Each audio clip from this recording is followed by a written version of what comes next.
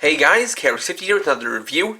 This time I'll be reviewing the LVUR17 Kamen Paradox Perfect Knockout Gamer from Kamen X-Aid.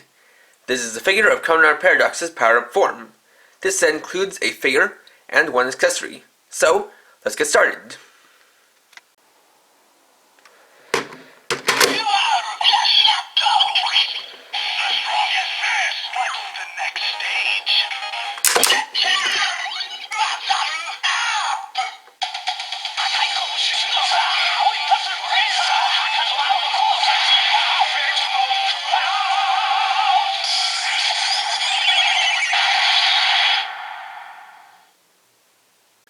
So, let's take a look at Kamen Paradox Perfect Knockout Gamer level 99.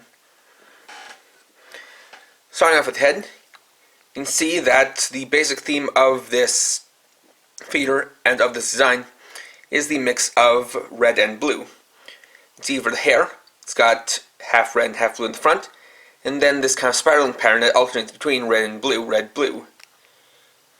You can see a gold visor, and something that is also rather unique for a rider is that he is odd-eyed, with one being red and one being blue.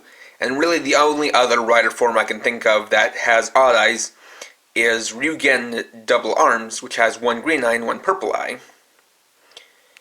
Coming down here we have the chest plate, which again is partially red, partially blue. You can see the rider gauging there, as well as the icons for the two weapon modes.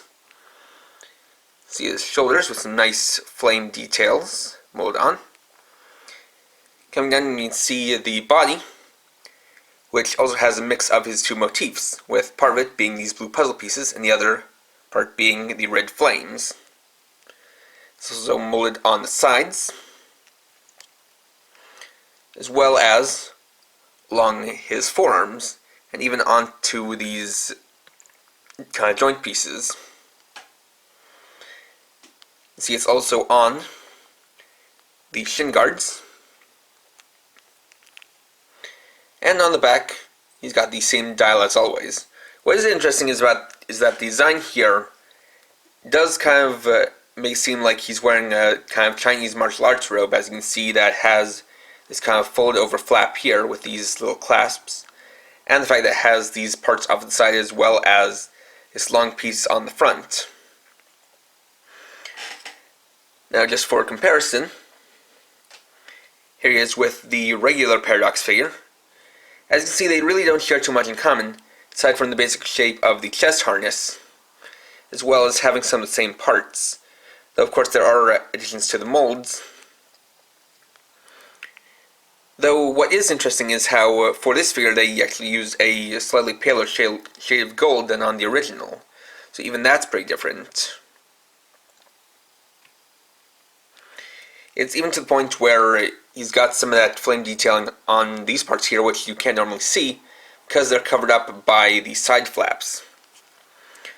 So articulation wise, it's pretty standard. You got ball jointed head, arms rotate 360 degrees, go in and out, got single jointed elbows, bicep swivel, wrist rotation, two finger joints, waist rotation. And you can see the gamer driver here with the GACHAAN gear jewel inside.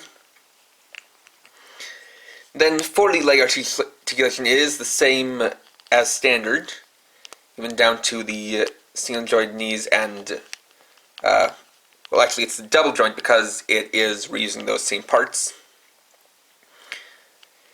And also the thigh swivel and ball joint ankles. Now what is a little bit of a problem with this figure is just the design, in that because of these rubbery parts, they will kind of hinder the articulation, so it may be a bit tough to change his stance when posing him. And you know, you also have to be kind of cautious because with this kind of plastic, if you have it in one position for too long, this will kind of stay in that position, similar to the kind of problem that you could find if you did a similar thing on the Wizard Action Please figures.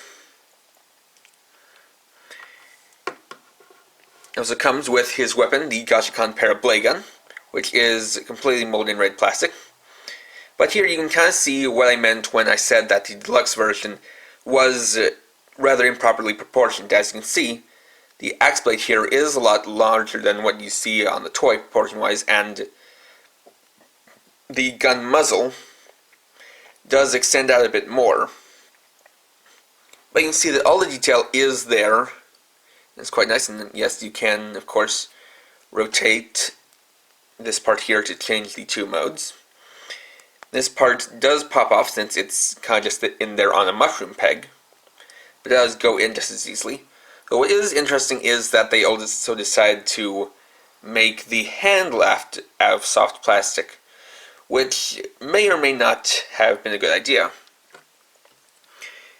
You can place it in his hand, but because the handle is the softer plastic, has a bit of a tougher time gripping it that firmly. But he can pose it. He can hold it and pose with it. Unfortunately, that's really pretty much all you can do with this figure. He does have some holes on his forearms and on the sides of his legs, but those are really more carryover parts. As you can see, he doesn't have the sockets in the shoulders, or rather on the collar or in the shoulders, so you can't really combine him with any of the other gamers, so that's pretty much it for this figure. And there we go.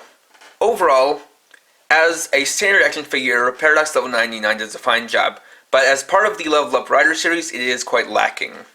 And it does also make me kind of retract some of the things that I said about the Genmu Level X figure, because while that didn't do the best job at combining with the other gamers, at least it could. Unlike here, where even though it has some of the same joint holes for connecting with those pieces, they're really just leftovers, and you can't really get any kind of other combinations for this figure, so all you can really do with it is just kind of pose it and have it hold its weapon. And that really does make it feel weak as part of this gimmick line. Not to mention, it is also limited in its articulation by its own design. So if you are collecting the Level Up Rider series, even if you're a big fan of this form or of Paradox, if you want to get a well-articulated figure of him very soon, then I can certainly recommend it, but this is one where if you're really looking for the best possible figure of this form, it may be worth it just to wait for an eventual SH Figuarts release. So, next time I'll be reviewing the Deluxe Bugle Drivers Vi. Thanks for watching. If you enjoyed this video, please leave a like, let me know your thoughts down in the comments, and if you're new and would like to see more, please subscribe. And for now, this is KRX50, writing off.